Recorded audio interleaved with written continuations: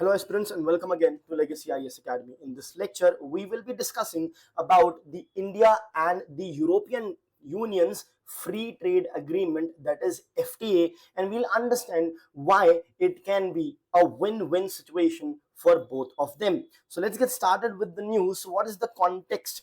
Now the free trade agreement that is going on, that is the talks of which is going on, these negotiations actually begin way back close to 2 decades ago in 2007.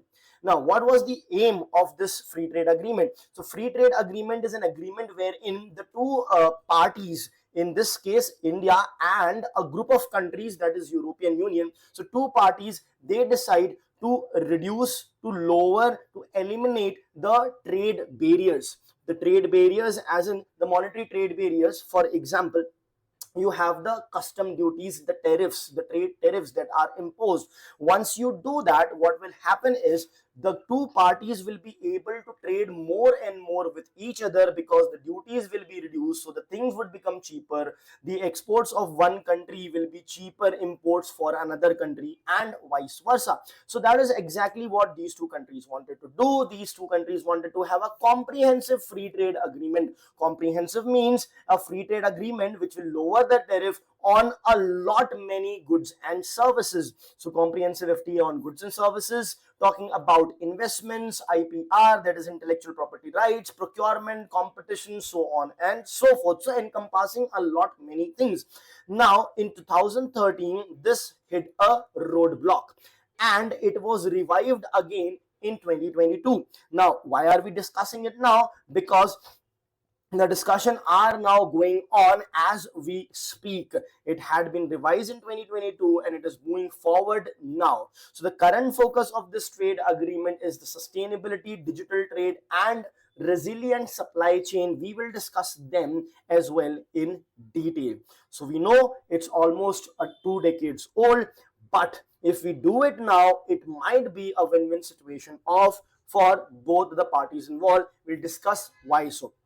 Before we move ahead, a small announcement with respect to the new batches that are going to be starting at Legacy IAS Academy, wherein you will be taught by the experts of UPSC Civil Services examination. One thing you will get here is a very small batch size for individual focus. Once you enroll with us, there are a lot many advantages. Some of them are just listed over here, like the mentorship, one-on-one mentorship with the expert faculties, doubt clearing or doubt solving from them, and regular interactions with them. The batch size is quite small for the personalized attention for each and every aspirant.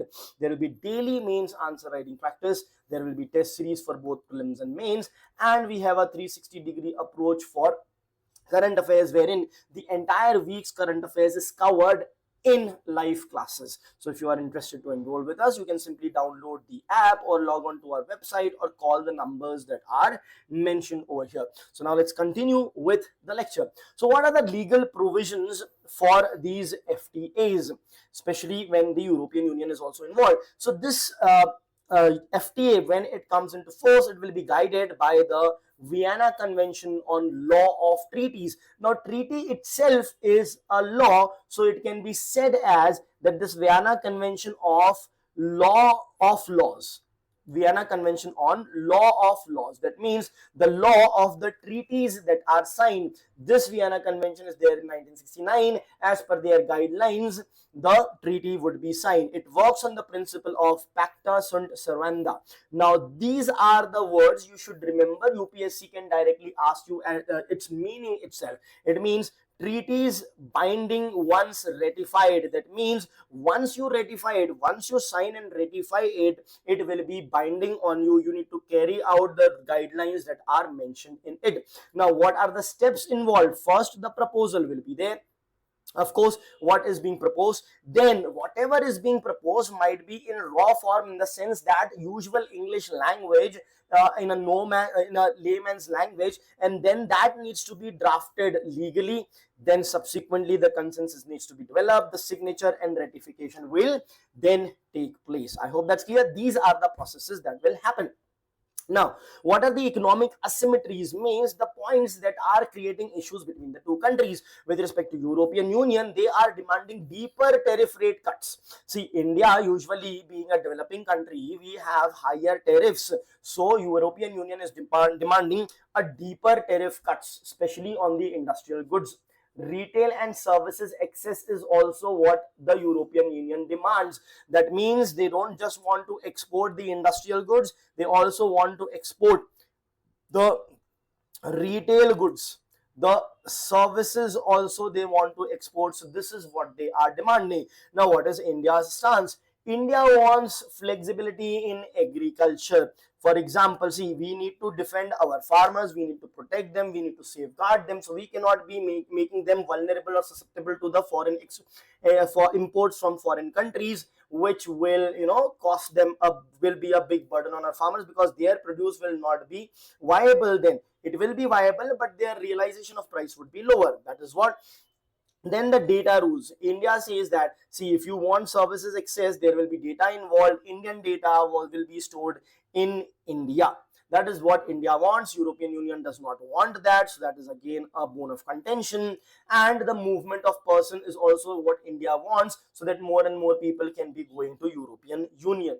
Now, the tension here clearly is between trade liberalization, which European Union want, and India, which focuses on developmental space, developing its different sectors. So this clearly highlights the north-south regulatory divergence that is there.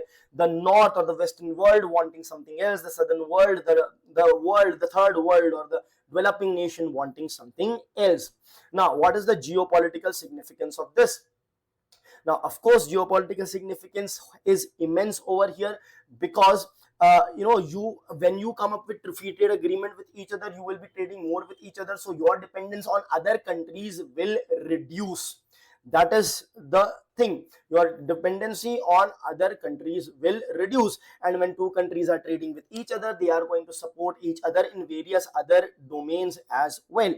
However, there are certain challenges as well. The challenges include, for example, domestic politics in India.